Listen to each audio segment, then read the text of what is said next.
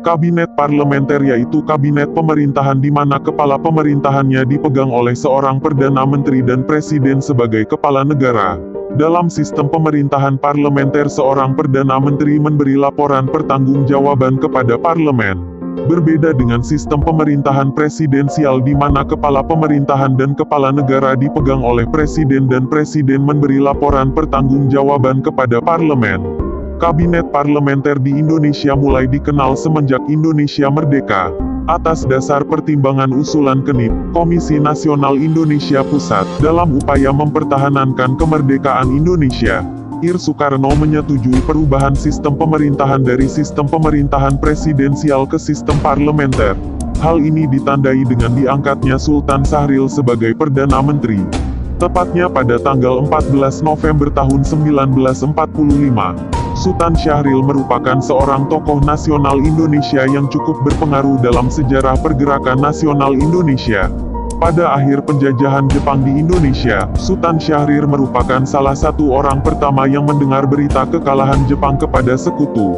Menyerahnya Jepang kepada sekutu dimanfaatkan oleh Sultan Syahrir dan tokoh pemuda lainnya untuk menekan Ir Soekarno dan Hatta untuk segera memproklamirkan kemerdekaan Indonesia. Peristiwa ini dikenal dengan peristiwa Rengas Dengklok. Akhirnya Soekarno bersedia memproklamirkan kemerdekaan Indonesia pada tanggal 17 Agustus tahun 1945. Setelah Indonesia merdeka, Sultan Syahrir duduk di KNIP Pusat. Dalam Komite Nasional Indonesia Pusat, KNIP, Sultan Syahrir salah satu anggota yang vokal dan berpengaruh. Pada tanggal 16 Oktober tahun 1945 ia diangkat menjadi Ketua Badan Pekerja KNIP. Pada saat dia menduduki jabatan tersebut ia berusaha mewujudkan KNIP sebagai lembaga legislatif bukan hanya sebagai sebuah badan pembantu presiden. Langkah Sultan Syahrir didukung oleh Wakil Presiden Muhammad Hatta. Muhammad Hatta mengeluarkan maklumat, Keputusan Nomor 10 tentang pemberian kekuasaan legislatif kepada KNIP dan KNP turut membantu Presiden merumuskan GBHN, garis-garis besar haluan negara. Pada tanggal 5 November tahun 1945 KNIP mengusulkan maklumat nomor 5945 tentang pembentukan kabinet dengan susunan menteri yang bekerja kolektif yang dipimpin oleh Perdana Menteri. Perdana Menteri ditunjuk oleh Presiden sebagai kepala negara. Perdana Menteri bertanggung jawab kepada KNIP, Parlemen.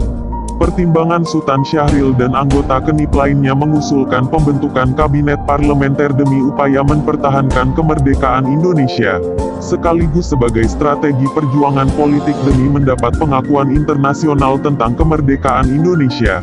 Karena negara sekutu dan Belanda tidak mau bekerja sama dengan Soekarno. Soekarno dianggap sebagai antek Jepang dan seorang penganut fasisme. Akhirnya usulan KNIP diterima oleh Presiden Soekarno. Pada tanggal 14 November tahun 1945 Presiden Soekarno menunjuk dan melantik Sultan Syahrir sebagai Perdana Menteri.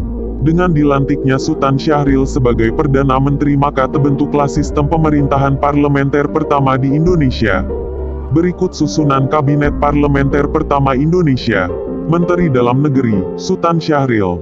Menteri Keamanan Rakyat, Amir Syarifuddin. Menteri Kehakiman, Suwandi. Menteri Kemakmuran, Darmawan Mangunkusumo. Menteri Kesehatan, Darma Setiawan. Menteri Keuangan, Sunarjo. Menteri Luar Negeri, Sultan Syahrir.